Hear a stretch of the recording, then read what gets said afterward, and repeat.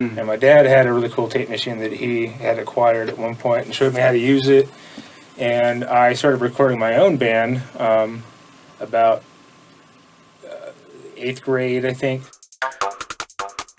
I had taken a sightseeing and ear training course from Monty Atkinson, who was the vocal instructor at the time, and I think still is.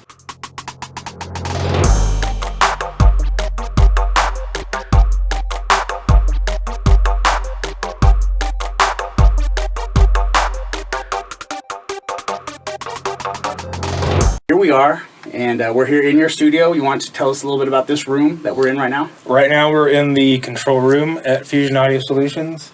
I think it's one of 3 rooms that I have all dedicated and set aside for recording purposes. Yeah.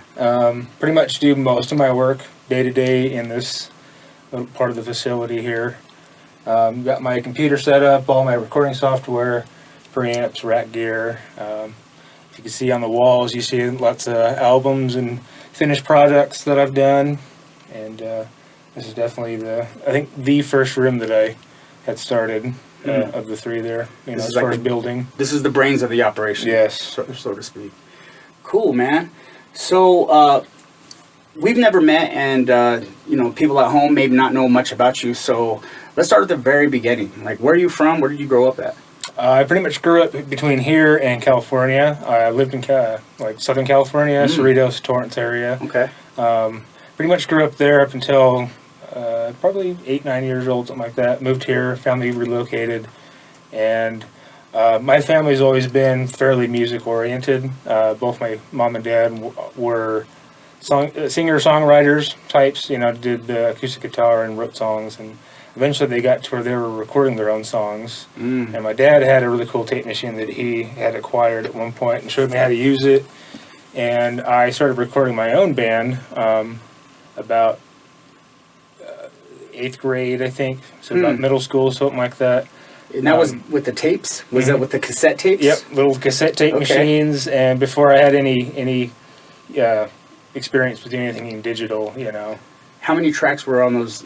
The ones that I had, we had 4 tracks tops. So if you wanted to do more than that, you had to do the bouncing back and forth. Ping-ponging, right? Yeah, that's another way to put it. Yeah. Okay, yeah. So you had the old tapes, and that was in 8th grade, and that was here in Colorado. You had already moved here, right? Yeah, that's definitely when I started my whole recording career was, you know, right here in Grand Junction. Was Pops giving you tips and... A little bit. He knew enough to make things work for him, and I definitely kind of picked it up. I actually still have some of his old tapes, just to kind of go back through every once in a while when I want to. Learned a lot from it, and he showed me basically just how to use the machine. I then, you know, took it upon myself to figure it out a little bit better and take it a few steps further. Once I got my first digital recorder, though, then I started to do actually things commercially, more or less. People could see what I could do just with a little tiny, you know, Boss recorder, for instance.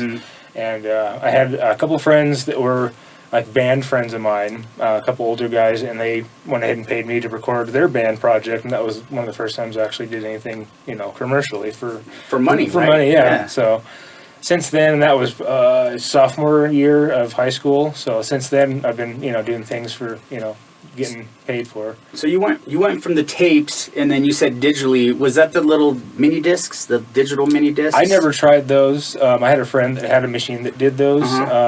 They were very inefficient. They were kind of fun though, because it was still a tangible media that you could use. Nowadays, of course, everything's over, you know, online and going back and forth with just, you know, file types and stuff. But the one that I had was on, I forget what the tapes were called. They were... DATs? They were like those, but they were different kinds of backup tapes. I'll have to look them up just to see what they were called. But were they small, little, like... They looked like floppies, kind of, but they weren't the big floppies, they weren't the small floppies. They had another format past that, and they actually ran on those. They were kind of weird. I had a lot of them get ruined, too, because of how crummy they were, but, you know, at the time, you do whatever you can. It was a decent machine, but I'll have to look up what that format was coming back to. Okay, cool. It was a different one. Yeah, that's interesting.